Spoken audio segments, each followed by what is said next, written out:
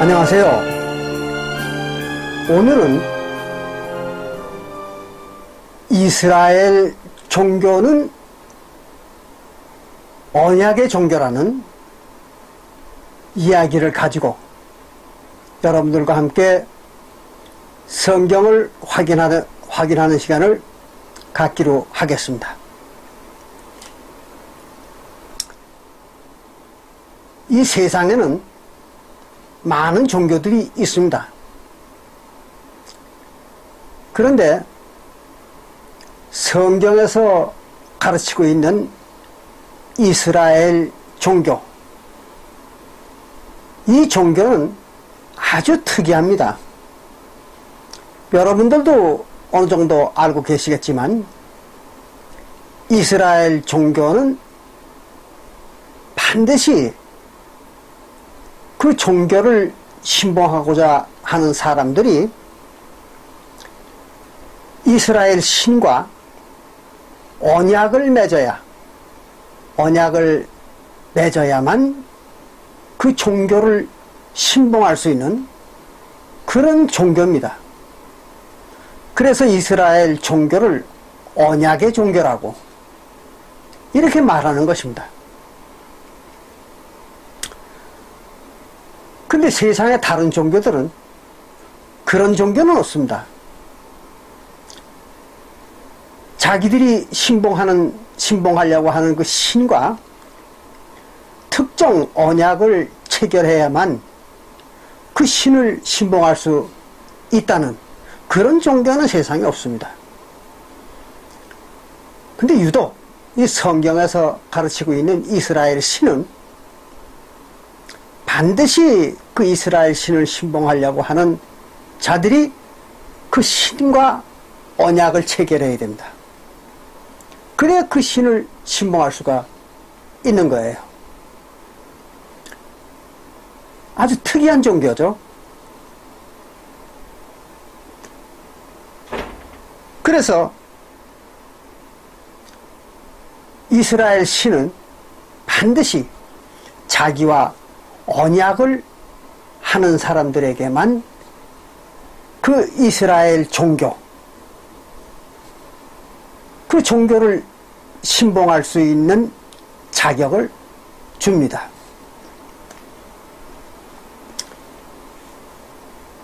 그런데 더욱더 특이한 것은 그 신봉할 수 있는 자격을 얻기 위해서 언약을 해야 되는데 그 언약을 맺을 수 있는 자격도 제한을 하고 있습니다. 아무나 언약을 맺을 수 있는 것이 아닙니다. 그 이스라엘 신과 언약을 맺을 수 있는 인간들은 어떤 사람들인가 하면 반드시 이스라엘 신의 자손으로 태어난 자들이라야만 됩니다.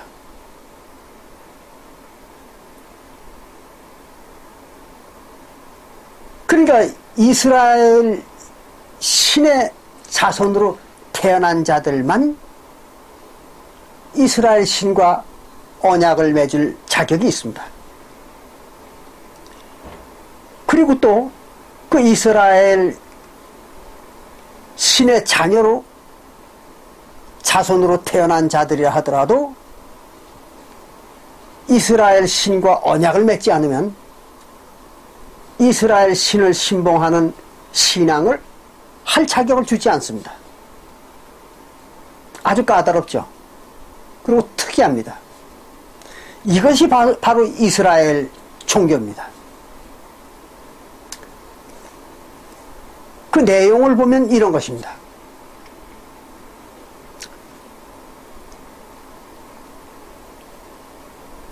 로마서 9장 6절부터 8절에 보면 그 이야기가 써 있습니다.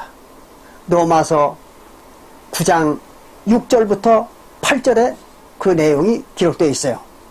이렇게 기록하고 있습니다. 하나님의 말씀이 폐하여진 것 같지 않도다. 그러니까 이스라엘 신이 하신 말씀이 폐하여지지 않았다. 언제까지? 사도시대까지도. 이게 로마서는 사도시대 기록한 거잖아요. 그래서 사도시대까지도 이스라엘 신이 말한 것이 절대로 폐하여지지 않았다. 그런 얘기입니다. 사도시대까지도 유효하다. 그런 얘기입니다. 그래서 이스라엘에게서 난 그들이 다 이스라엘이 아니요 그랬어요.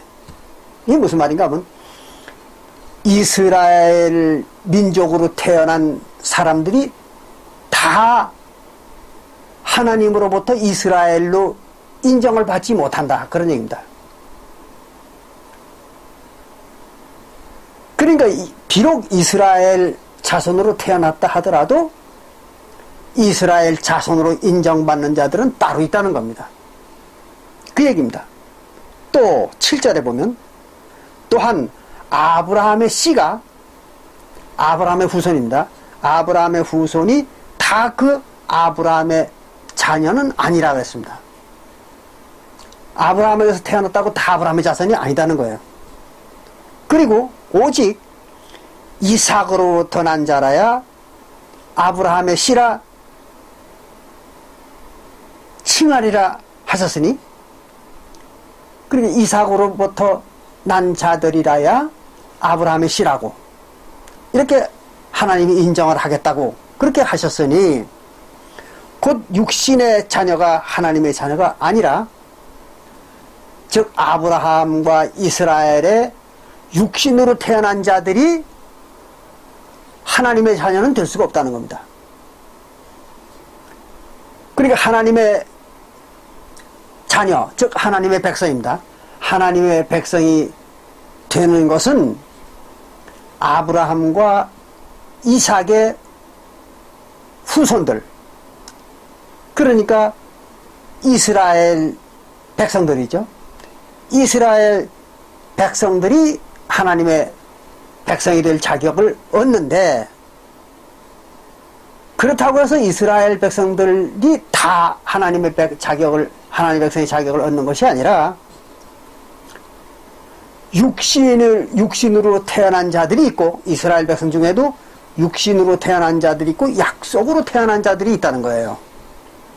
근데 그 육신으로 태어난 자들은 하나님의 백성이 될 자격이 없다는 겁니다. 즉 하나님과 언약을 맺을 자격이 없고 하나님을 신봉할 수 있는 그런 자격도 없다는 거예요. 그럼 어떤 사람들이 그런 자격을 갖는가 하면은 오직 약속의 자녀가 씨로 여기심을 받느니라. 약속의 자녀라야 하나님의 씨로, 즉 하나님의 자녀로 인정을 받는다. 그렇습니다.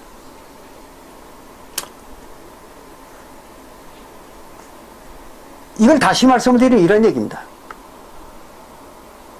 하나님은, 이스라엘의 하나님은 아브라함의 자손만을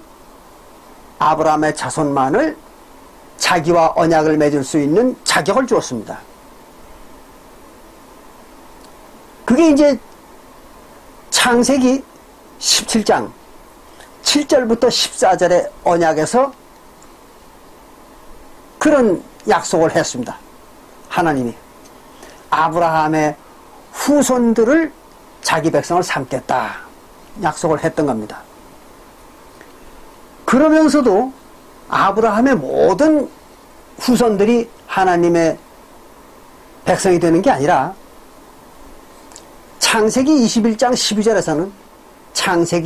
12절에서는 아브라함의 자손 중에서도 오직 이삭으로부터 나는 자라야, 즉 이삭의 후손이라야만 아브라함의 씨를 씨로 여기겠다. 즉 하나님의 백성의 자격을 주겠다. 이렇게 이제 약속을 했습니다. 그러니까 아브라함 때만 하더라도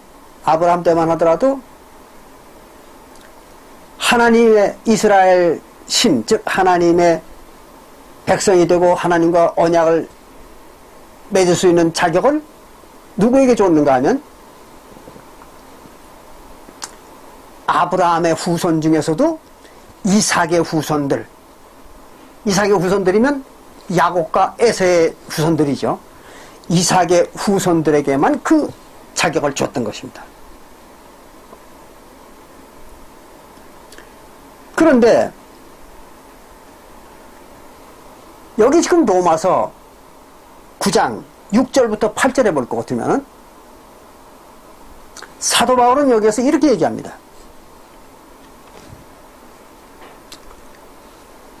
비록 이스라엘 자손이라 하더라도, 즉 이삭과 야곱의 자손이라 하더라도 다 그들을 이삭과 야곱의 자손으로 인정을 하지 않고 하나님께서 특별히 약속으로 태어난 자들이라야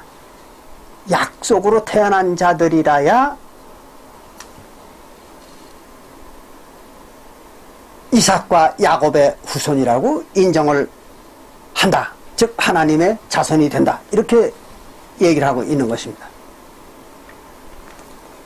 그러니까 이걸 잘 구분하셔야 됩니다. 구약시대에는 누가 하나님의 백성이 되고 하나님과 언약을 맺을 수가 있는가 하면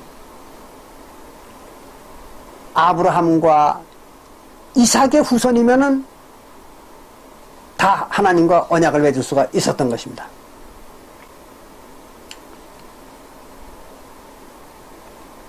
그런데 신약에 와서는, 새 언약에 와서는 비록 아브라함과 이삭의 후손이라 하더라도 사람의 육신으로 태어난 자들과 약속으로 태어난 자들이 있는데, 그들 중에서 육신으로 태어난 자들은 안 되고 약속으로 태어난 자들이라야 하나님의 백성이 될 수 있다. 새 언약에 와서는 그런 얘기를 지금 하고 있는 겁니다.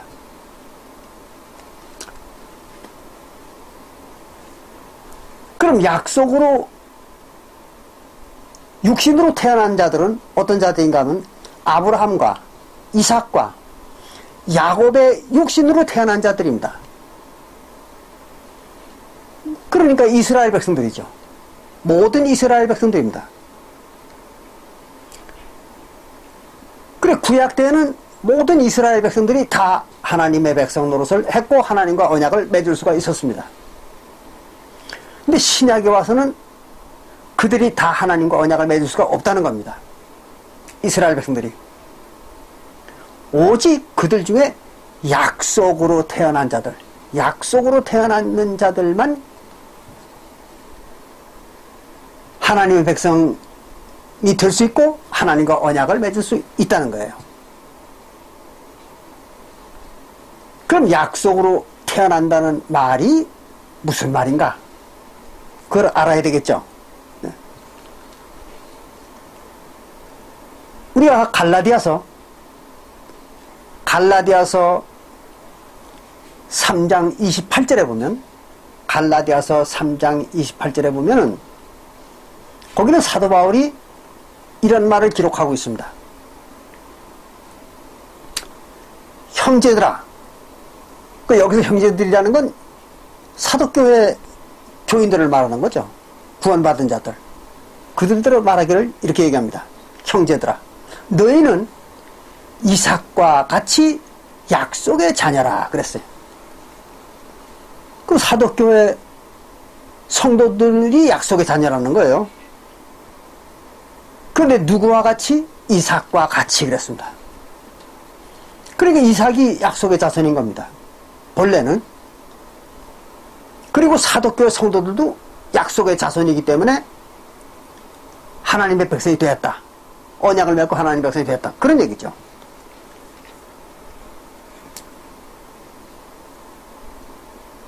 그럼 이삭은 누구냐 그러면은 여러분들 잘 아시다시피 아브라함의 둘째 아들입니다. 그런가 하면은 갈라디아서 3장 16절에 보면 갈라디아서 3장 16절에 보면은 이삭은 예수 그리스도라고 기록이 되어 있습니다. 갈라디아서 3장 16절에 이삭을 가지고 그리스도라 그랬어요. 또 그 문제에 대해서 예수 자신도 요한복음 8장 56절에서 자기가 아브라함의 아들로 태어났었다. 그런 사실을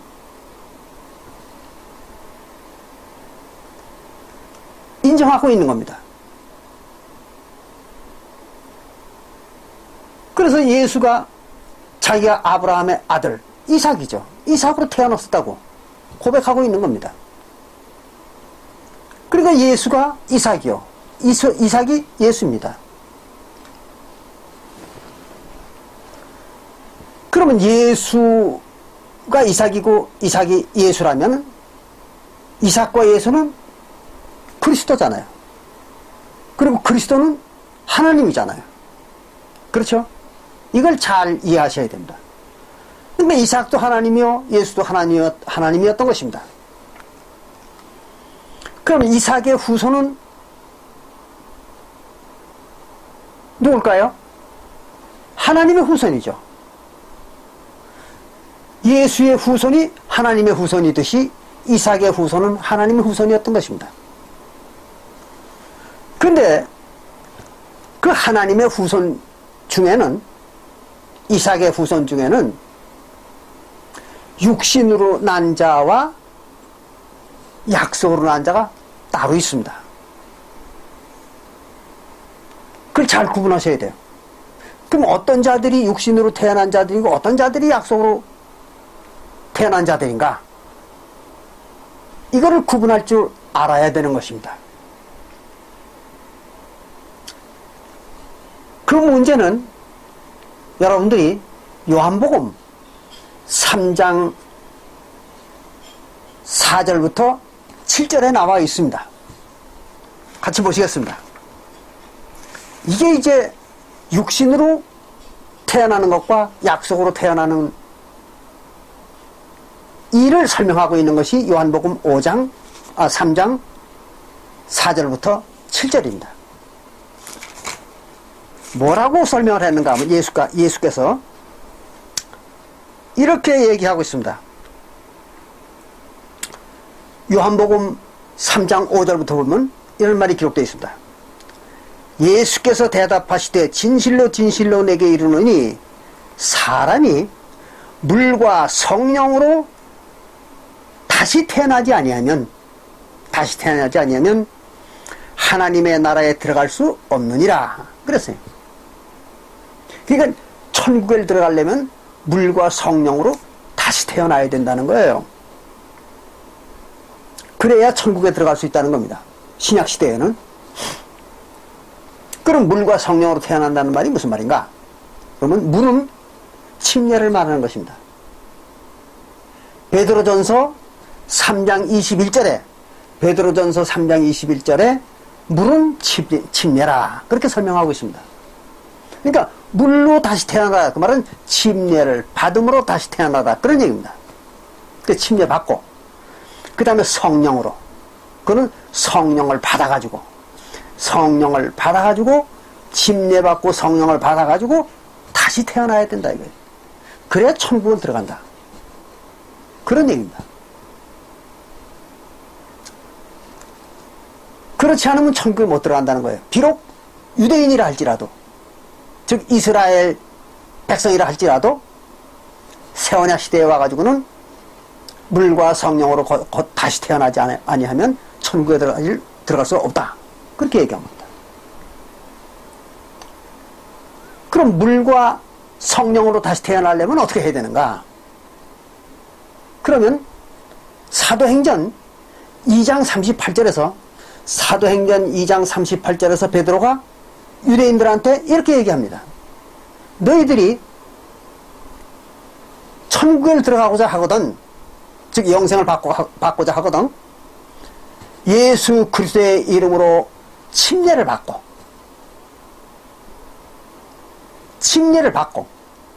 그 다음에 죄사함을 받아라 그랬어요. 그 죄사함은 뭔가 하면 화목제사죠. 그것은 요한일서 2장 2절부터 요한일서 2장 2절과 요한일서 4장 10절과 로마서 3장 25절에 죄사함은 화목제로 죄사함을 받는다고 기록되어 있잖아요. 그러니까 예수 그리스도의 이름으로 침례를 받고 죄사함을 받아라. 그 말은 화목제를 행하라 그런 얘기죠. 화목제는 왜 할까요? 화목제를 하는 이유는 언약을 맺기 위해서 하는 것이죠. 그래서 화목제는 언약을 맺는 예식입니다. 그것은 출애굽기 24장 5절부터 8절에 기록되어 있죠. 언약을 맺을 때 화목제사의 피로 언약을 맺는 겁니다. 그게 언약의 피입니다. 화목제사의 피는. 그것이 출애굽기 24장 5절부터 8절에 기록되어 있습니다. 그러니까 죄사함을 받으라. 그 말은 화목제를 행하라. 그 말이에요. 그래가지고 언약을 맺어라. 그러니까 침례를 받고 화목제사로다가 언약을 맺으면 그러면 성령을 선물로 주리라 그랬어요. 베드로가. 그럼 성령을 받으려면 뭘 해야 돼요? 침례를 받고 화목제로 언약을 맺어야죠. 그럼 성령을 받는 겁니다. 그래가지고 새로운 생명으로 태어나는 거예요. 그게 물과 성령으로 다시 태어나는 겁니다. 이해가 되십니까? 이렇게 하면 천국에 들어갈 수 있다는 거예요. 그렇게 하면 천국에 못 들어간다는 거예요. 비록 이스라엘 자손인 유다 백성으로 태어났을지라도 천국에 못 들어간다는 겁니다. 그렇게 하지 않으면. 그래서 요한복음 3장 6절에는 이렇게 기록하고 있습니다. 육으로 난 것은 육이요 육신으로 태어난 것은 육신일 뿐이다. 비록 이스라엘 백성과 유다 백성들에게서 태어나더라도 육신으로 태어난 건 그냥 육신일 뿐이라는 거예요. 그리고 성령으로 나는 것은 영이니 그랬어요. 성령으로 태어난 것은 영이다. 그래서 성령으로 태어나야 천국에 들어간다는 거죠. 왜? 천국은 영들의 세계니까. 그렇죠? 천국은 영들의 세계지 육신들의 세계가 아닙니다. 그러니까 이스라엘과 유다 백성이 육신으로는 하나님의 백성이지만 하나님의 후손들이지만 그들의 육신으로 태어나가지고는 천국에 들어갈 수가 없다는 겁니다. 그래서 반드시 성령을 받아가지고 영으로 영체로 다시 태어나야 영적 생명체로 다시 태어나야 천국을 들어갈 수 있다. 그런 얘기입니다. 이게 바로 약속의 자손입니다. 이해가 되시죠?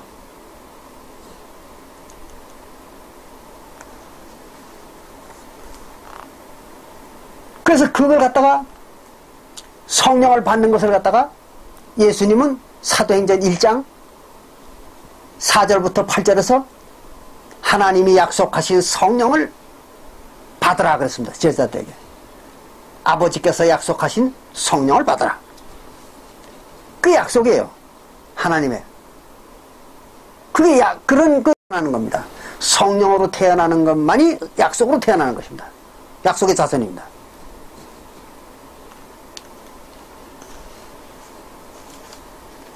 그리고 약속으로 태어났다. 그 말은 성령으로 태어났다. 그런 얘기죠. 이해가 되시죠?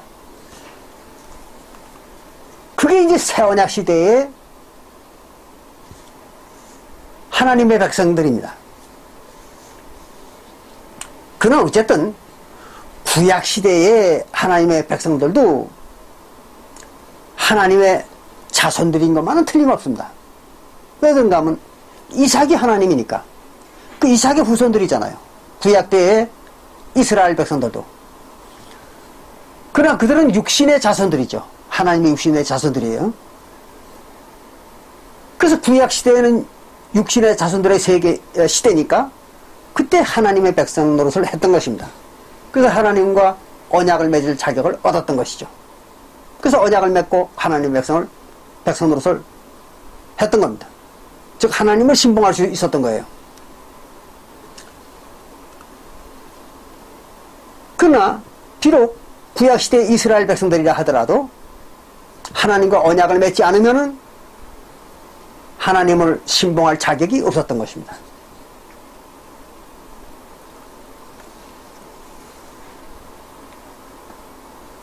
그러나 신약시대에는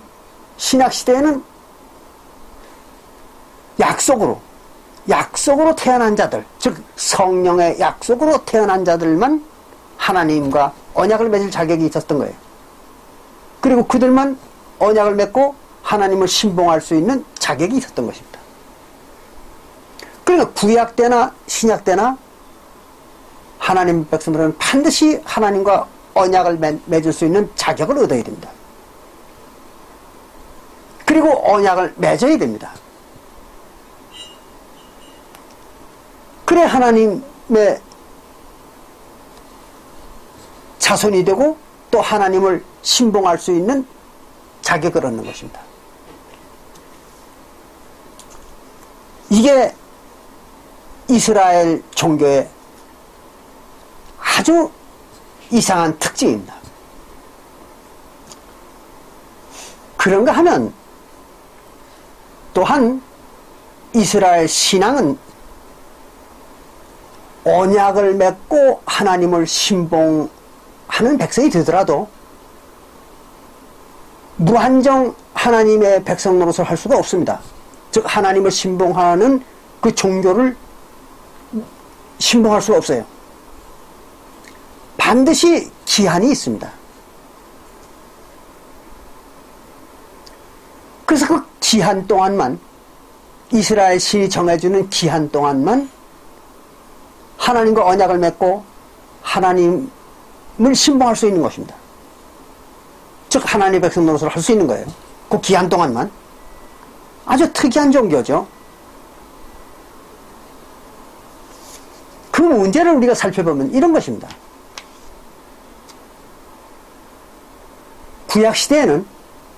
구약시대에는 아브라함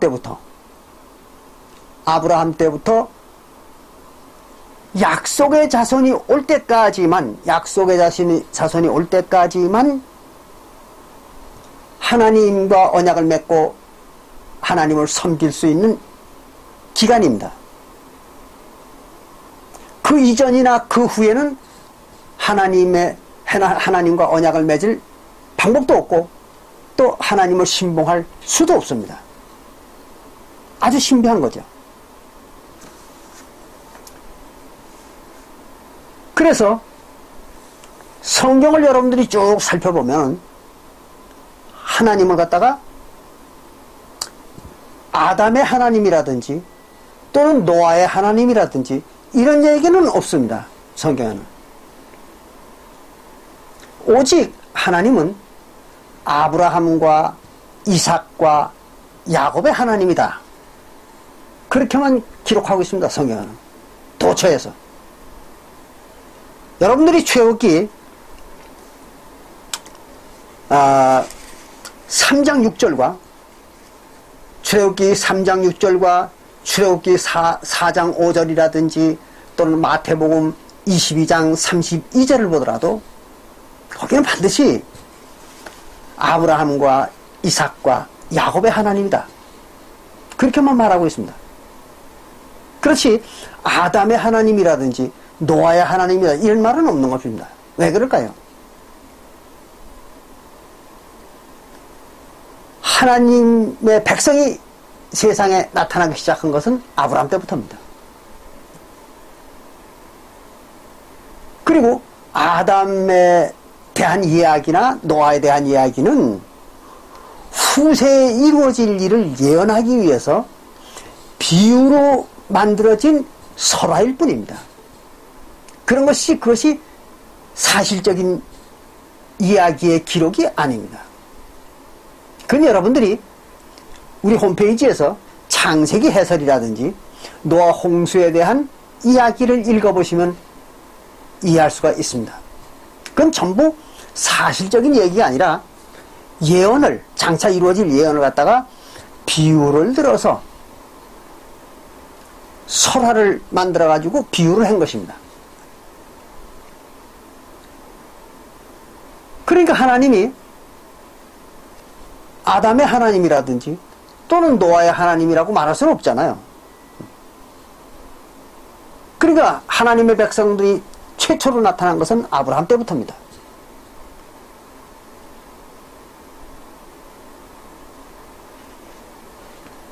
그래서 아브라함 때부터 언제까지 예언약이라는 그 언약을 맺을 수 있고 신봉할 수가 있었는가 하면 약속의 자손이 올 때까지만 그걸 할 수 있다고. 즉 예언약을 맺고 예언약에 하나님을 신봉할 수 있다고. 그렇게 성경은 기록하고 있습니다. 어디 그런 말이 있는가 하면 갈라디아서 3장 19절에 보면 그런 말이 있습니다. 갈라디아서 3장 19절에 보면은 이렇게 기록하고 있습니다.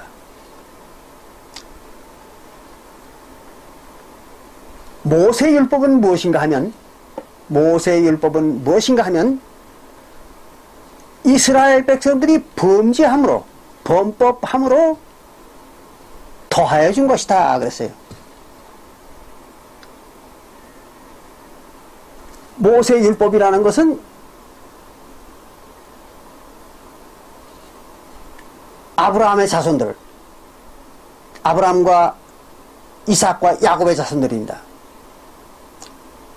즉 이스라엘 백성들이에요.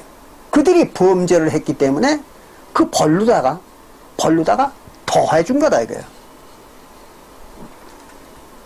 그럼 뭐에다가 더해 줬을까요? 언약에다가. 그럼 이스라엘 백성들이 최초로 언약을 맺은 게 무엇입니까? 바로 아브라함 때에 하나님과 맺은 할례 언약이죠. 그래서 아브라함과 그 후손들이 하나님과 할례 언약을 맺었던 것은 여러분들 아시죠? 창세기 17장 7절부터 14절에. 그래서 예언약을 맺은 겁니다. 그런데 이들이 애굽에 내려가 가지고 430년 동안 그 할례를 행하지 않았던 거예요. 범법을 했던 겁니다. 그래 하나님이 그들에게 벌을 내린 거예요. 그 벌로 모세율법이라고 하는 다단하고 난해하고 다 지키기가 불가능한 그런 모세율법을 준 겁니다. 지키라고. 그게 벌이에요. 그러니까 아브라함과 맺은 언약에다가 그걸 더해준 겁니다. 바로 그 얘기를 하고 있는 거예요. 갈라디아서 3장 19절에서. 그래가지고 모세가 이끄는 이스라엘 백성들이 출애굽한 할 때 호렙산 밑에 와가지고 모세율법을 하나님과 모세율법을 지키겠다는 언약을 하나님과 다시 맺는 겁니다.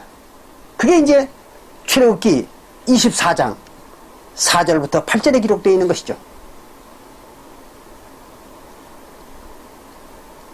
그래서 이스라엘 백성들이 모세율법을 다 지키겠다고 이렇게 하나님한테 약속을 하는 겁니다. 그래서 그 약속을 가지고 언약을 맺습니다. 출애굽기 24장 4절부터 8절에서.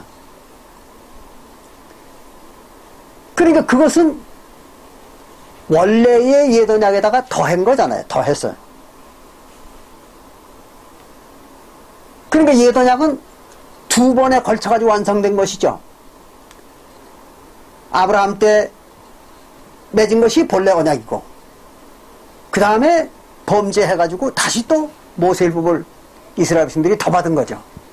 그게 이제 출애굽기 24장 4절부터 8절에 나오는 그 언약입니다. 이렇게 해서 예언약을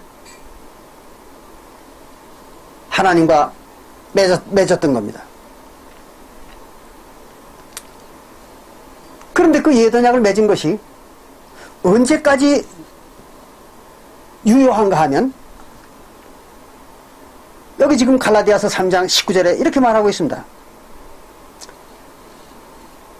천사들로 말미암아 중보의 손을 빌어 베푸신 것인데, 중보의 손을 빌어서 베풀어 준 건데, 중보가 누구예요? 모세죠. 중보자의 역할, 언약의 중보자가 모세였던 것입니다. 그래서 모세의 손을 빌어서 주신 것인데, 약속하신 자손이 오시기까지 있을 것이라 그랬어요. 약속하신 자손이 올 때까지만 예언약은 있는 것이다. 그럼 조금 전에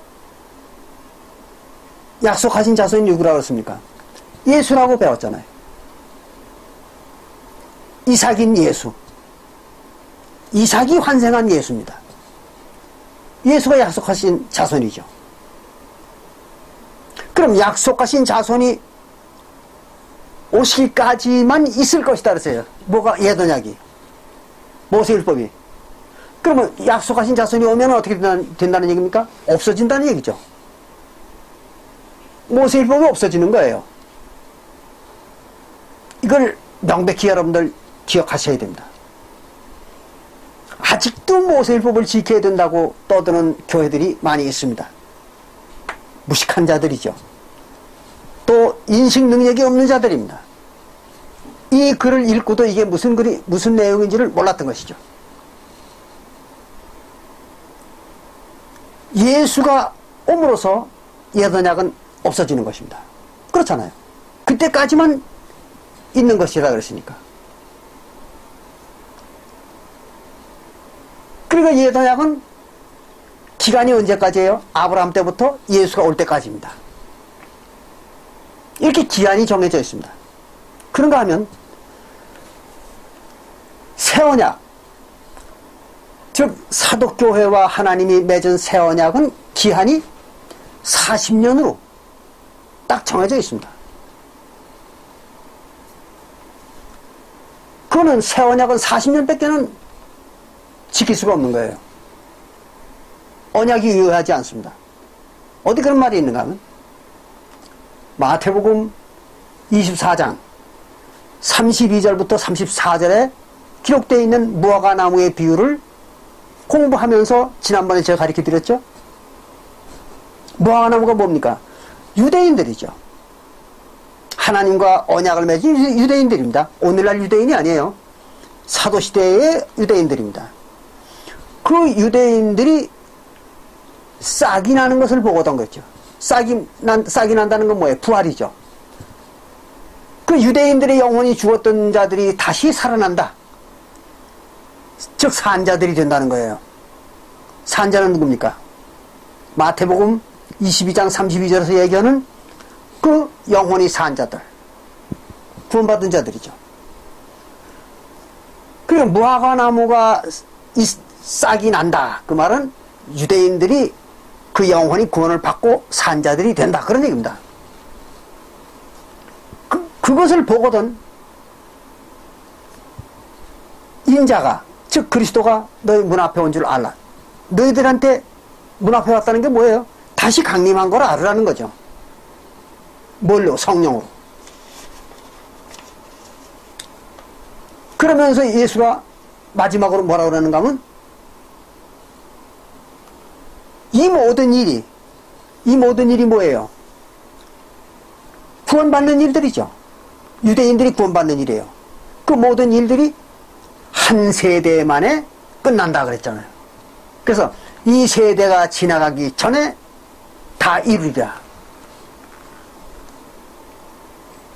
그 이 세대는 어느 세대입니까? 사도시대 한 세대죠. 다 끝난다고 그랬어요.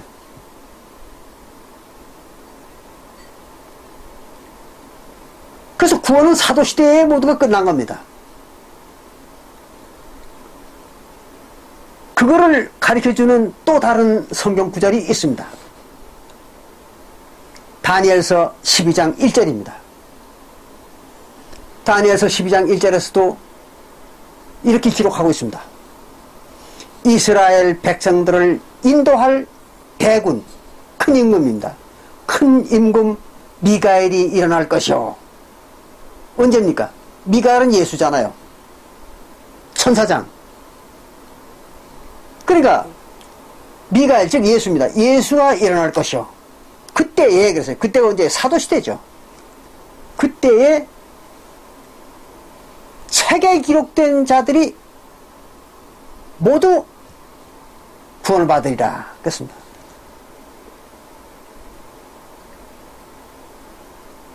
무슨 책이에요? 생명책입니다. 생명책에 이름이 기록된 자들이 구원을 받는 거죠. 생명책에 이름이 기록되지 않은 자들이 구원받을 수는 없어요.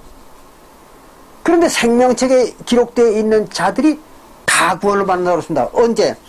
예수가 나타났을 때. 그때 다 받는 거예요. 그럼 예수가 언제 나타났어요? 사도시대에 나타났지 않습니까? 그리고 그 사도시대에 나타났던 예수가 구원을 베풀기 시작한 것이 서기 70년에 끝나버렸잖아요. 서기 70년 유대 나라가 멸망해서 없어짐과 동시에 사도교회도 없어졌습니다. 왜 그랬을까요? 사도시대가 말세였기 때문입니다. 그래서 베드로전서 1장 20절과 사도행전 2장 17절에 보면 베드로가 지금이 말세라 그랬잖아요. 지금이 말세. 종말이라는 얘기예요. 언제가? 사도교회 시대가. 왜 그때가 종말이라고 베드로는 말했는가 하면 이스라엘 역사가 끝나기 때문에, 이스라엘 역사가 끝나는 때이기 때문에 종말이라고 얘기했던 것입니다. 그 서기 70년에 이스라엘 역사가 끝났잖아요. 하나님과 언약을 맺었던 이스라엘, 유대 나라입니다. 그 역사가 끝났던 것입니다. 서기 70년에. 그래 종말이었어요. 그런가 하면 유대 나라만 끝난 것이 아니라 사도교회도 없어졌던 거죠. 서기 70년에. 사도교회도 문을 닫았습니다. 끝입니다. 그게. 그래서 그 사도 시대 70년, 서기 70년을 갖다가 말세, 세상 끝, 그렇게 얘기했던 것입니다.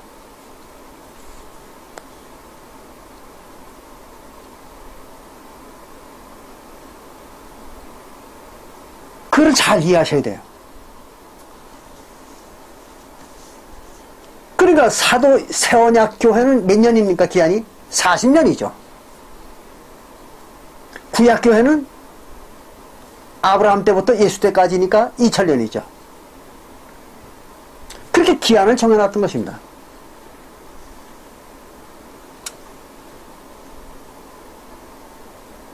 그러니까 하나님의 언약은 다 기한이 있어요. 기한이 없는 하나님의 언약은 없습니다. 옛 언약도 아브라함 때부터 예수님 때까지라고 기한이 정해져 있고, 또 새 언약도 예수님이 오셨을 때부터 서기 70년까지 한 세대 만에 다 마친다고 기한이 돼 있고, 그렇게 해서 기한까지 정해놓은 종교가 이스라엘 종교입니다. 그런가 하면 다니엘서 12장 1절에서 기록한 것처럼 미리 하나님의 백성이 될 자들,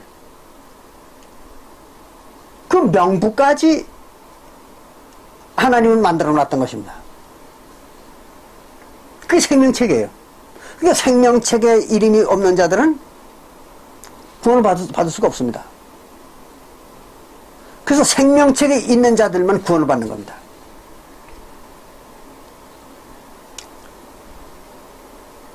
그리고 하나님은 이미 벌써 하나님의 백성이 될 자들의 이름까지도 다 명부를 만들어 놨던 것입니다. 신기한 얘기죠.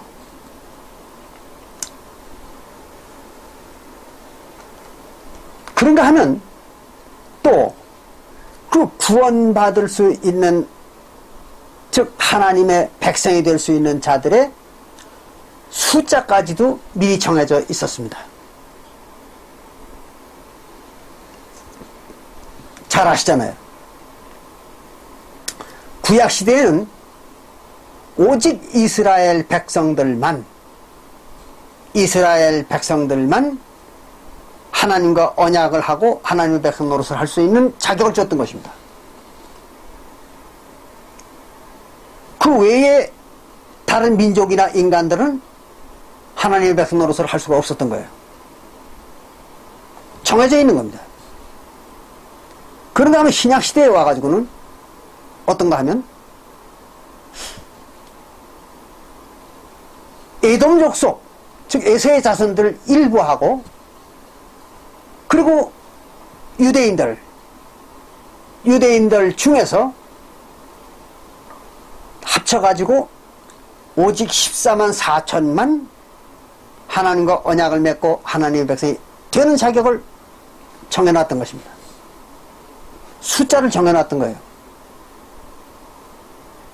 그러니까 요한계시록 7장 4절부터 8절에 볼 것 같으면 몇 명이 구원을 받는다고 그랬습니까? 14만 4천입니다. 어떤 자들은 요한계시록 7장 9절부터 14절에 나오는 또 흰 옷 입은 큰 무리가 또 더 구원을 받는다고 이렇게 사람들을 속이는 자들이 있습니다. 사기꾼들입니다. 그런 자들에게 속지 않길 바랍니다. 만약에 14만 4천 외에 또 흰 옷 입은 큰 무리가 구원을 받는다고 한다면 요한계시록 14장 1절 이하에 그 기록이 있어야 됩니다. 그런데 요한계시록 14장 1절부터 5절에는 오직 14만 4천만 구원받는다고 딱 기록이 되어 있잖아요.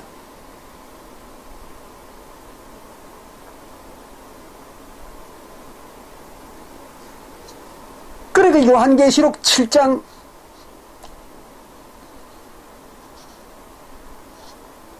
4절부터 8절에 14만 4천이 구원받았다고 인침을 받았다고 기록이 되어 있고 요한계시록 14장 1절부터 5절에 거기도 14만 4천이 구원받았다고 기록을 하고 있습니다. 그게 14만 4천이죠. 만약에 더 많은 무리가 구원을 받는다 그러면 같은 요한계시록 14장에도 14만 4천 외에 또 더 많은 자들이 구원받는다고 기록이 되어 있어야 될 거 아니에요. 왜 거긴 기록이 안 되어 있을까요?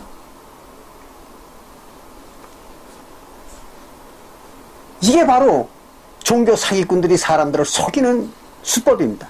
야바위죠.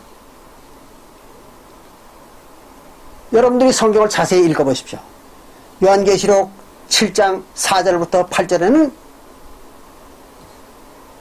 하나님의 인맞은 자들이, 하나님의 인을 뭘로 친다고 그랬어요?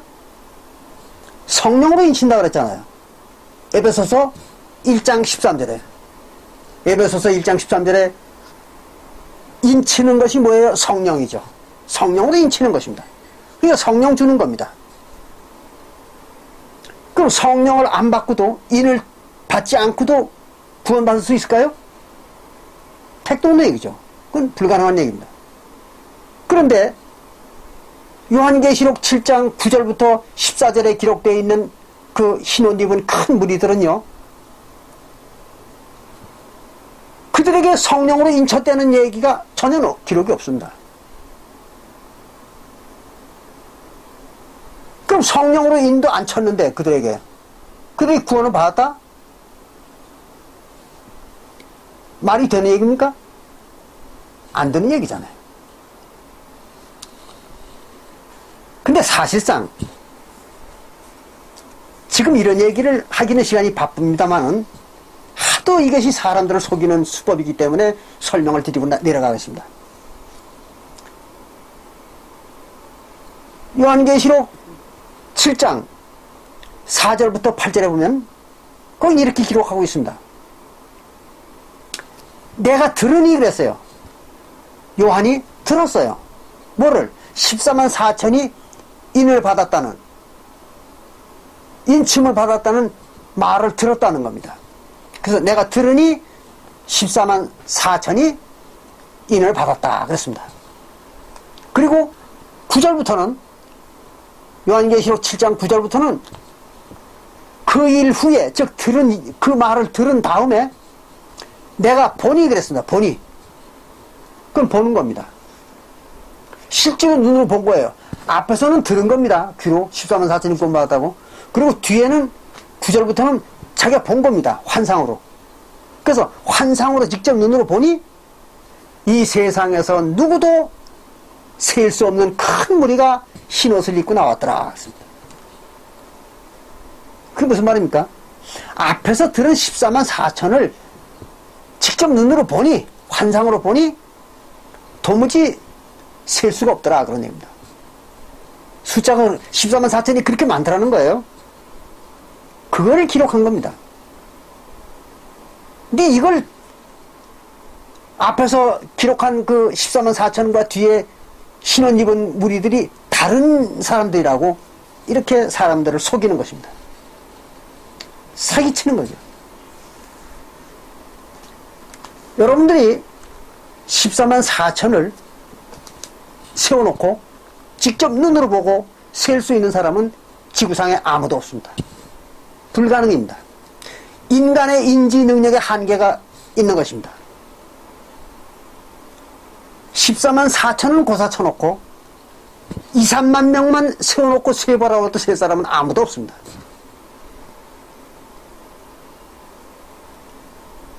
그래서 직접 보니 아무도 이 세상에 셀 수 없는 큰 무리더라.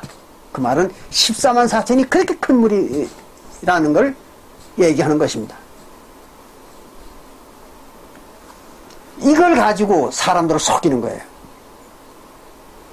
절대 속지 않으시기 바랍니다. 어쨌든 이렇게 14만 4천이라는 숫자가 정해져 있습니다. 그럼 언약은 누구만 할 수 있는 거예요? 14만 4천만 언약을 할 수 있는 거죠. 그리고 하나님을 신봉하고 하나님의 나라에, 즉 천국에 할 수 있는 것입니다. 그게 새 언약 시대에 하나님과 언약을 맺을 수 있는 사람들의 숫자입니다. 그러니까 이와 같이 숫자까지도 정해놓은 것입니다. 하나님의 언약은.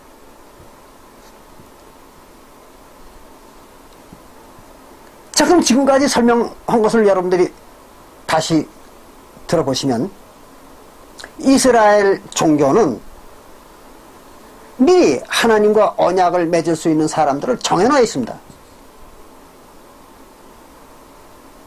구약 때는 아브라함과 이삭과 야곱의 자손들이 하나님과 언약을 맺을 수 있는 자격을 받았던 겁니다. 그리고 신약에 와서는 같은 이스라엘과 유다 사람, 같은 이스라엘과 유다 사람들,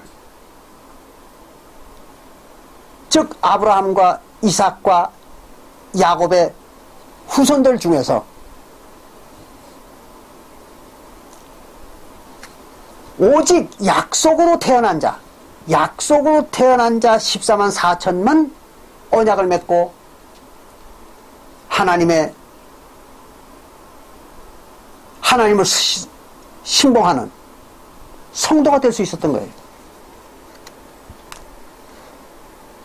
또 그들의 이름은 생명책에 이미 기록되어 있는 자들이었던 것입니다. 이렇게 모든 것이 미리 정해져 있는 거예요. 심지어는 언약을 맺고 지킬 수 있는 기간까지도 다 정해져 있었던 거죠. 이게 이스라엘 종교입니다.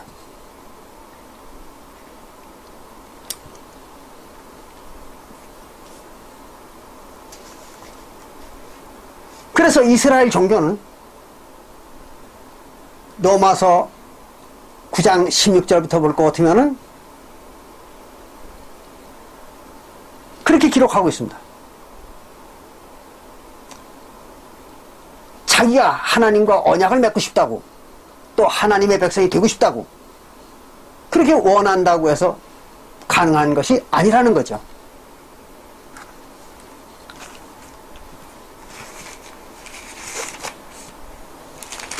로마서 9장 16절에 볼 것 같으면 그래서 이렇게 기록하고 있습니다. 원하는 자로 말미암음도 아니요. 뭐가? 하나님의 백성이 되는 거, 즉 하나님과 언약을 맺을 수 있는 거, 그리고 하나님을 신봉할 수 있는 거, 그게 원한다고 되는 일이 아니라는 거죠. 또 뿐만 아니라 다름질 하는 자로 말미암음도 아니라 그랬어요. 다름박질 한다는 얘기가 무슨 말입니까? 노력한다 이 말이에요. 그러니까 노력을 한다고 해서 하나님과 언약을 맺고 하나님을 신봉하고 천국에 갈 수 있는 것이 아니라는 거죠. 그 자기 의사와는 전혀 관계가 없는 거예요. 그리고 이렇게 얘기를 했습니다. 오직 긍휼히 여기시는 하나님으로 말미암음이니라 그랬습니다. 그러니까 하나님이 결정하는 것이라는 거예요. 모든 게 하나님이 결정하는 것이다. 그 이스라엘 신앙을 하기 위해서 언약을 맺는 것도 자기가 언약을 맺고 싶다고 언약을 맺어주는 게 아니에요. 또 뭐 노력한다고 언약을 맺을 수 있는 게 아닙니다.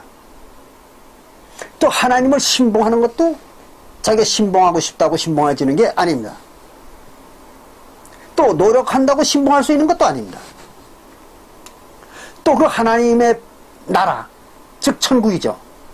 그 하나님의 나라의 백성이 되는 것도 원한다고 되는 것이 아니라는 거죠.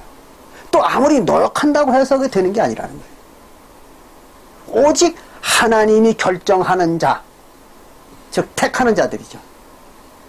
하나님이 택하는 자들만 가능하다는 거죠. 그러니까 모든 것이 다 이스라엘 신의 뜻대로 되는 겁니다. 인간의 의지나 노력으로 되는 것은 아무것도 없습니다. 근데 오늘날 어떻습니까? 기독교 애들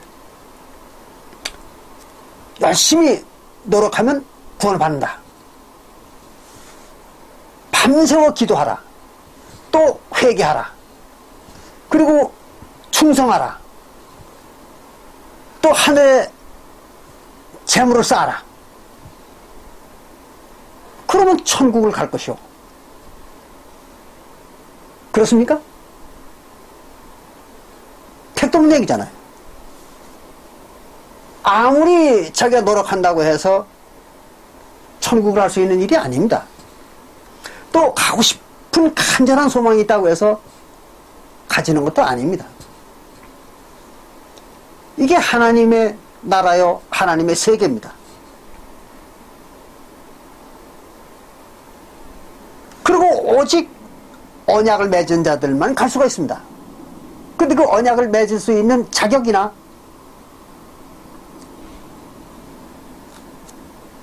그 언약을 맺을 수 있는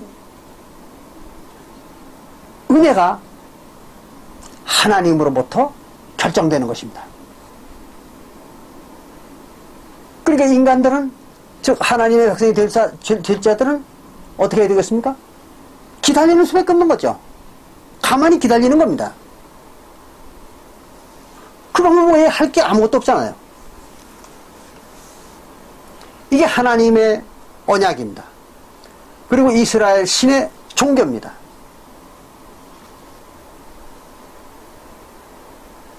이것은 우리가 육신의 일에다가 비교한다면 이렇게 비교할 수가 있습니다. 나의 아들이 또는 나의 딸이 그들이 노력을 해가지고 나의 딸과 나의 아들이 된 거는 아니잖아요. 또 그들이 나의 딸과 나의 아들이 되기를 원했다고 해서 나의 아들과 딸이 되진 않지 않습니까? 누가 결정하는 겁니까? 그 아비와 어미가 낳는 거죠. 그냥 낳는 거예요. 노력으로 되는 것이 아닙니다. 그 아비와 어미가 낳아줘야 되는 것입니다.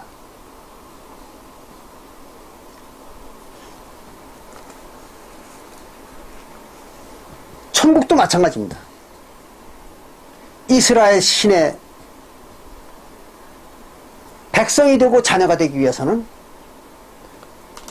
원한다고 되는 일도 아니고 노력한다고 되는 일이 아닙니다. 하나님이 그냥 만들어줘야 되는 것입니다. 이걸 여러분들은 아주 잘 깨달아서 명심하셔야 됩니다. 그래야 종교를 빙자해가지고 여러분들의 재물과 몸과 모든 정신을 착취하는 그런 종교 사기꾼들한테 속지를 않을 겁니다. 자, 그러면 옛언약과 새언약에 대해서 그럼 보겠습니다. 조금 전에도 설명을 드린 것처럼 옛언약은 아브라함으로부터 언약을 만든 거죠. 그래서 아브라함과 하나님이 맺은 언약이 옛언약입니다. 그럼 그때는 뭘 가지고 언약을 맺었습니까? 할례죠, 할례. 그 할례를 가지고 옛언약을 맺은 것입니다.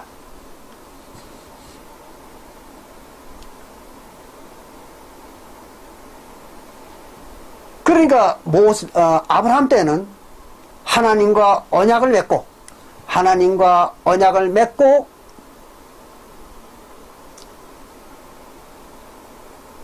할례만 하면 되는 것입니다. 언약을 맺고 할례만 하는 것입니다.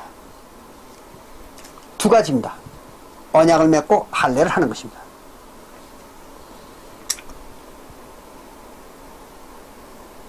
그런데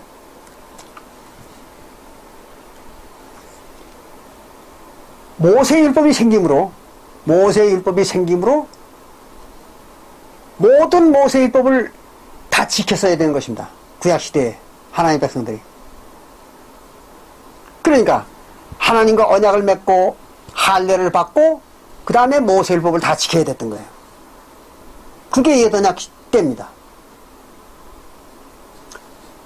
또한 옛언약입니다. 그것이. 그럼 새언약에 와서는 어떻게 됐을까요? 새언약에 와서는 조금 전에 설명드린 것처럼 약속의 자손이 오면은 뭐가 없어진다 그랬습니까? 모세율법이 없어진다 그랬죠. 모세율법은 약속의 자손이 올 때까지만 있는 거다 그랬습니다. 그리고 약속의 자손이 오면 없어지는 거예요. 모세율법은. 잘 기억하셔야 됩니다. 그래서 없어진 거예요. 모세율법은. 신약시대에 와가지고.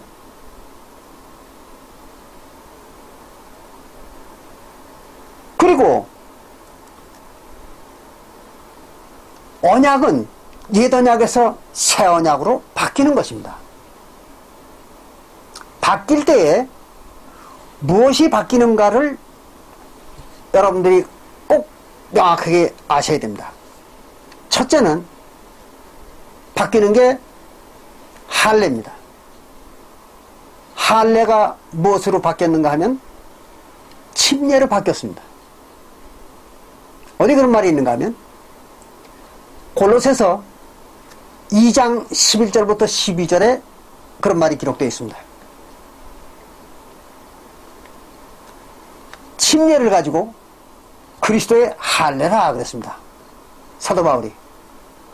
그럼 그리스도의 할례가 침례라는 말이에요. 그 말은 무슨 말입니까? 구약시대의 할례가 침례로 바뀌었다는 거죠. 그거를 예수는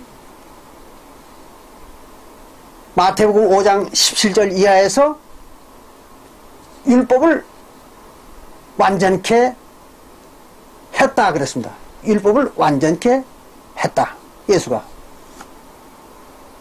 그럼 할례의 율법을 갖다가 완전케 한 게 침례입니다.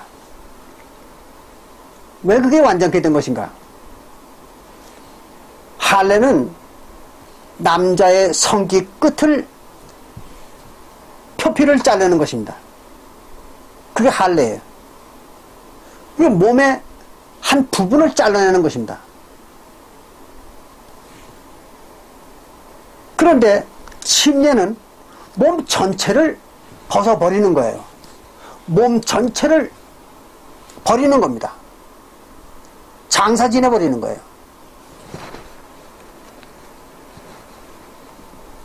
그러니까 자연히 성기도 다 버리는 거죠. 침례에서는. 그렇잖아요. 그래서 할례가 완성된 것이 침례인 겁니다. 그래서 침례가 완성된 거예요. 그 구약 때에는 할례를 받았지만 신약 때에는 침례를 받는 것입니다.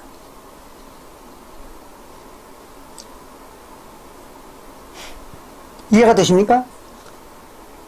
그래서 할례를 완성을 시킨 게 침례입니다. 그게 한 가지입니다. 두 번째는 뭐가 있는가 하면 모든 예물을, 모든 제물입니다. 모든 제물을 예수의 몸으로 바꿔놨습니다.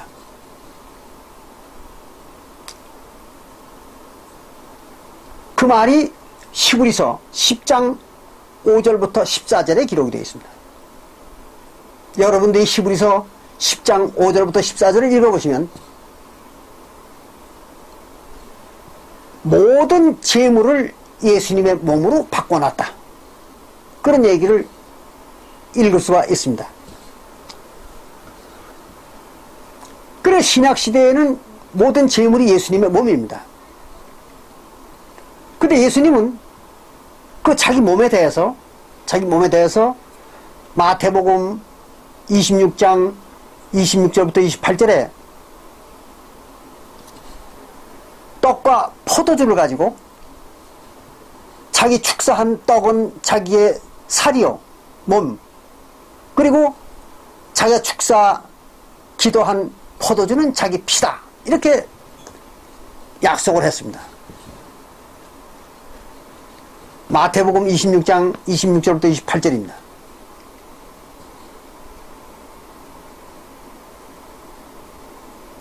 그러니까 바꿔 말하면 이런 것입니다. 새언약 때에 와가지고 모든 제물은 예수님의 몸인데 그 몸을 예수님께서 떡과 포도주로 약속을 했습니다.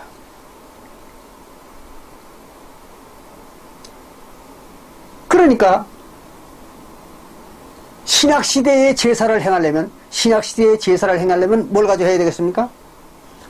떡과 포도주를 가지고 해야 되겠죠. 제사장이 축사한, 축복 기도한 떡과 포도주를 가지고 제사를 해야 되는 것입니다. 새언약 때에는.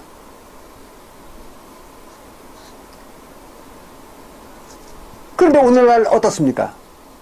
교회들이 그거 하지 않잖아요.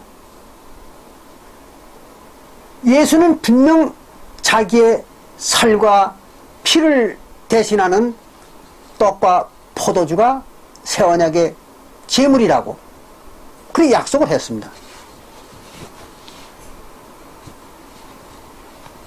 그러면 상번제를 행할 때에도 떡과 포도주를 가지고 해야 되잖아요. 제물을 가지고. 또 안식일 제사를 행할 때에도 예수님의 살과 피를 대신하는 떡과 포도주를 가지고 해야 되잖아요. 그렇죠? 월삭도 마찬가지고 각 모든 절기도 똑같습니다. 근데 오늘날 기독교인들이 그렇게 안 하잖아요. 왜 안 할 겁니까? 왜 안 할까요? 모르니까. 성경을 이해하지 못하니까. 안 하는 겁니다. 그럼 해야 되는 것입니다. 근데 또 어떤 교회는 안성홍 증인회라고도 하고 하나님의 교회 세계복음 선교협회라고도 하는 그 교회에서는 6월절에만 떡과 포도주를 가지고 지킨다고 합니다. 물론 왕복회관이라고 하는 여호와의 증인도 마찬가지입니다. 6월절이라고 하는 절기, 물론 그들은 사실은 6월절을 날짜를 지키지도 못합니다. 몰라가지고.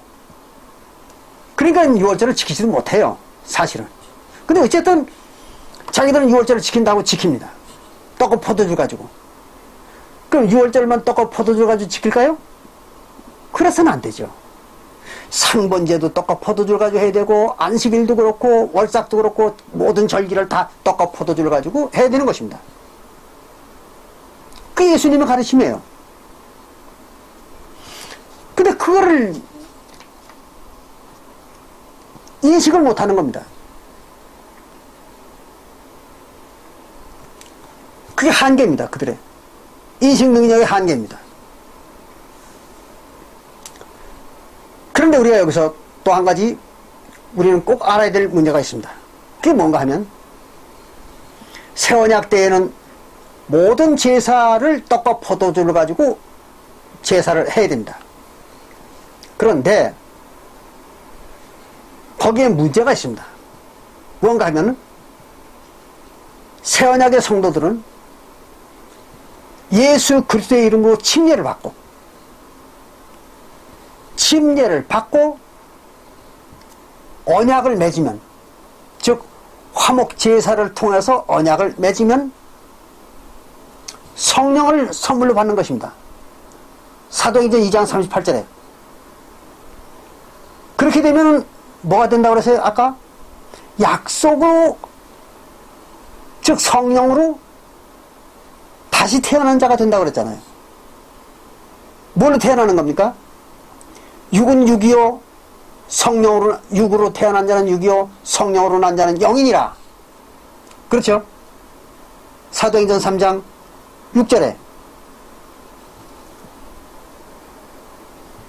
그러니까 성령으로 태어나면 뭐예요? 영체가 되는 거죠. 예수 그리스도의 이름으로 침례를 받고, 그리고 죄사함을 받으면, 그 말은 화목 제사를 행하면, 화목 제사를 왜 행해요? 언약을 맺는 거죠. 그래서 죄사함을 받으면, 그 말은 화목 제사를 행하면 그 말이잖아요. 왜? 요한에서 2장 2절과 요한에서 4장 10절과 로마서 3장 25절에 화목제로만 죄사함을 받는다고 나와 있잖아요. 그러니까 죄사함을 받으라, 그 말은 화목제를 행하라, 그 말이잖아. 그리고 화목제사를 행하면 뭘 가지고? 떡과 포도주를 가지고. 그러니까 예수 그리스도의 이름으로 침례를 받고 떡과 포도주를 먹는 화목제사를 행하면 새 언약을 맺고 성령은 선물로 받는다 그랬잖아요. 그럼 성령을 선물로 받음으로써 뭐가 되는 겁니까? 즉시 성령으로 다시 태어난 자가 되는 거죠. 즉 영체가 되는 겁니다. 육신이 아닙니다. 영체가 되는 거예요. 영으로 거듭난 겁니다. 어떻게 해서? 성령과 합한 자는 한 영인이라고 그랬잖아요. 고린도전서 6장 17절에. 그래서 영체가 된 거예요. 그럼 영체가 됐으니까 예수 그리스도의 이름으로 침례받고 화목제를 행함으로써 언약을 맺어가지고 성령을 받은 자들이 영체가 되는 거잖아요. 그럼 영체가 됐으니까 그때부터는 뭘 못합니까? 육체로 행하는 걸 할 수가 없는 거죠. 육체로 하는 걸 행할 수가 없는 거예요. 영체니까. 또 해서도 안 되는 겁니다.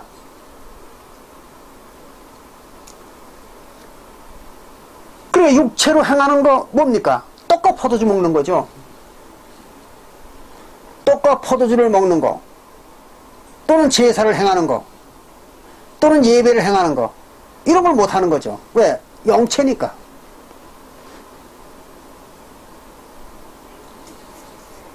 그게 바로 영적 생명체의 특징입니다.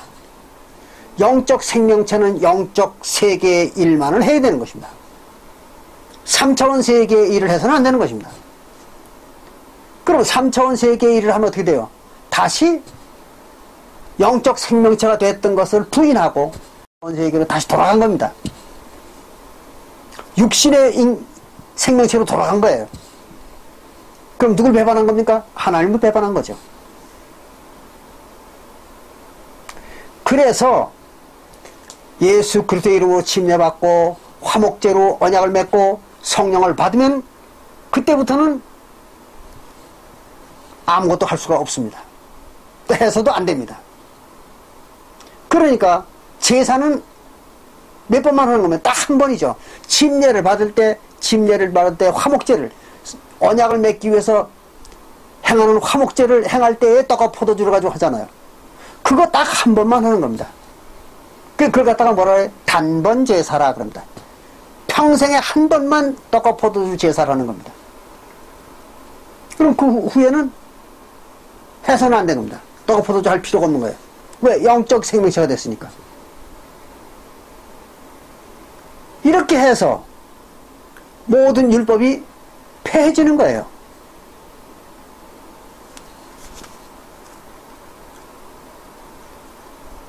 그래서 히브리서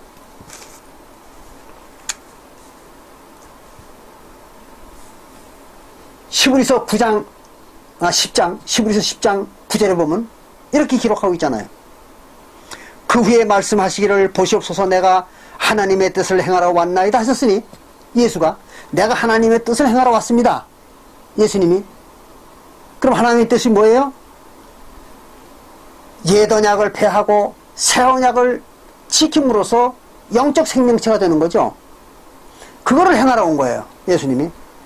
했으니 그 첫 것을 폐하시면 첫 것을 폐했습니다. 첫 게 뭐예요? 옛 언약이죠.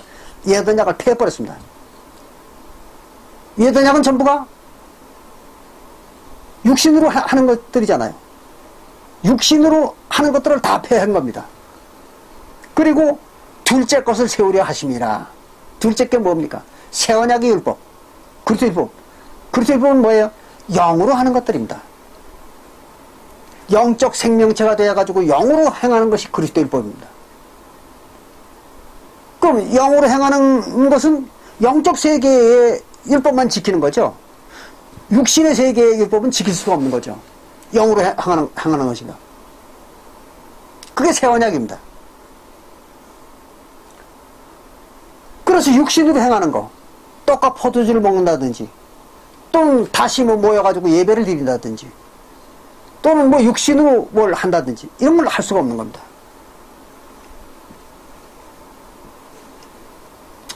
육신으로 지키는 율법은 끝나는 겁니다. 그래서 첫 것을 폐하시는 것은 둘째 것을 세우려 하심이라 그랬어요. 그래가지고 거기다 뭐라 하냐면 이 뜻을 쫓아 그런 뜻을 이루기 위하여 뜻조차 예수 그리스도의 몸이 뭐예요? 떡과 포도주죠. 그 예수의 그리스도의 몸, 떡과 포도주를 갖다가 단번에 들이심으로 단번에 드린다는 게 뭡니까? 한 번에 끝냈다는 거죠. 한 번으로 끝내는 겁니다. 두 번 해서는 안 됩니다. 그래서 단번에 들이심으로 말미암아 우리가 거룩함을 얻었노라. 단번 제사로 거룩함을 얻었다. 그런 얘기입니다. 이게 새 언약입니다.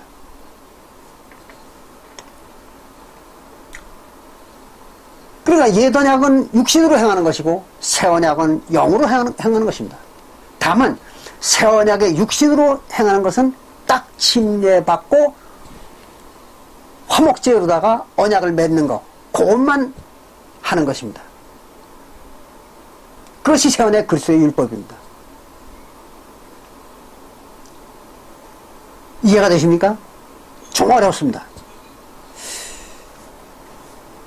이렇게 해서 새 언약을 하나님과 맺고 천국 생명이 되는 것입니다.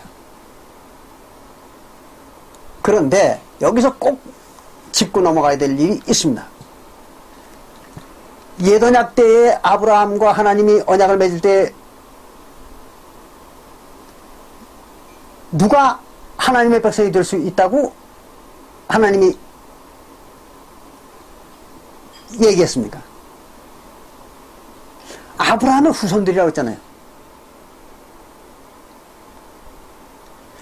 아브라함과 이삭과 야곱의 후손들이라고 분명히 말하고 있습니다. 그러면 아브라함과 이삭의 후손들만 하나님의 백성이 될 수 있는 거예요, 구약 때에는. 자, 그러면 생각해 보십시다. 한국 사람들이 이삭의 후손일까요? 아니잖아요. 미국 사람들이나 영국 사람들이나 중국 사람들이나 일본 사람들이 이삭의 후손일까요? 아니잖아요. 이삭의 후손은 오직 누구만 이삭의 후손입니까? 야곱의 후손과 에서의 후손들 뿐이죠. 그들만 이삭의 후손입니다. 근데 그나마도 아까 우리가 갈라디아서 3장 19절에서 보니까 신약시대에는 이스라엘이라고 해가지고 다 이스라엘이 될 수가 없고 오직 약속으로 태어난 자들만 이스라엘이라고 그랬잖아요. 근데 약속으로 태어난다는 게 뭡니까? 조금 전에 설명드린 것처럼 요한복음 3장 5절부터 7절에서 설명하는 것처럼 예수님이 설명한 것처럼 물과 성령으로 거듭나야 되는 거잖아요. 그 약속으로 태어나는 거지 않습니까? 침례를 받고 성령을 받는 거. 그럼 침례를 받고 성령을 받은 자들이 있을까요? 서기 70년 이후 오늘날까지 아무도 없었습니다. 침례를 받고 성령을 받은 자들은 아무도 없었습니다. 왜 그랬을까요? 예수님이 마태복음 28장 19절에서 예수는 그렇게 가르치고 있습니다. 아버지와 아들과 성령의 이름으로 침례를 주라.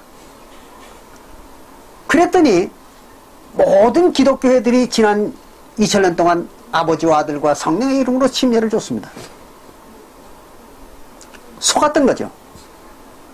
예수님이 얘기한 아버지와 아들과 성령의 이름이 누굽니까? 그 당시에 예수였던 것이죠. 그래서 사도행전 2장 38절이라든지 또는 8장 16절이라든지 또는 10장 48절이라든지 모든 곳에서 예수의 제자들은 오직 예수 그리스도의 이름으로만 침례를 줬던 것입니다. 그렇잖아요. 확인해 보세요. 왜 그랬을까요? 예수 그리스도의 이름이 아버지요, 예수 그리스도의 이름이 아들이요, 예수 그리스도의 이름이 성령이었던 것이죠.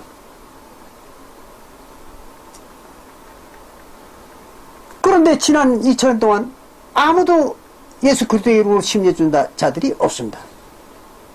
또 뿐만 아니라 어쩌다가 예수 그리스도의 이름으로 침례를 줘야 된다는 걸 깨달았던 교회들이 한두 교회가 있었습니다. 근데 그들은 뭘 못 깨달았는가 하면 화목제를 행하는 것을 못 깨달지 못했던 것입니다.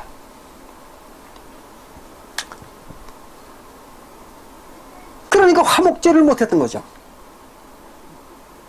그리고 언약을 맺지 못했던 겁니다. 그래서 성령을 받지 못했던 겁니다. 그래가지고 지난 2000년 동안 아무도 약속으로 태어난 자가 없었던 것입니다. 또 뿐만 아니라 예레미야 31장 31절에는요 분명히 거기는 새 언약은 이스라엘과 유다집에 세운다고 기록되어 있습니다. 이스라엘과 유다집에만 새 언약을 세우는 것입니다.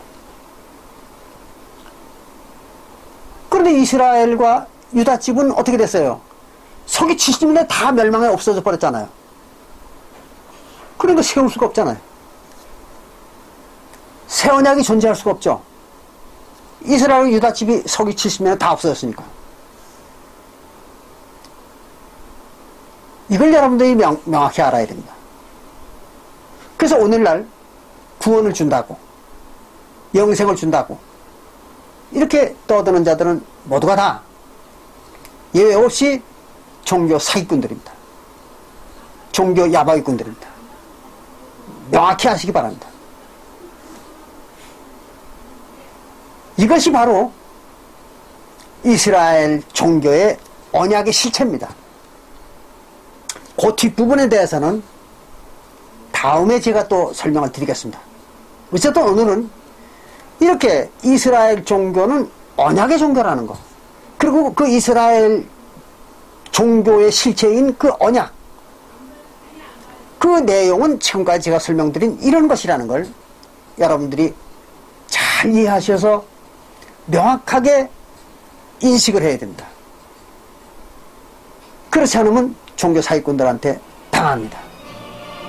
명심하시기 바랍니다. 오늘은 여기서 마치겠습니다. 감사합니다.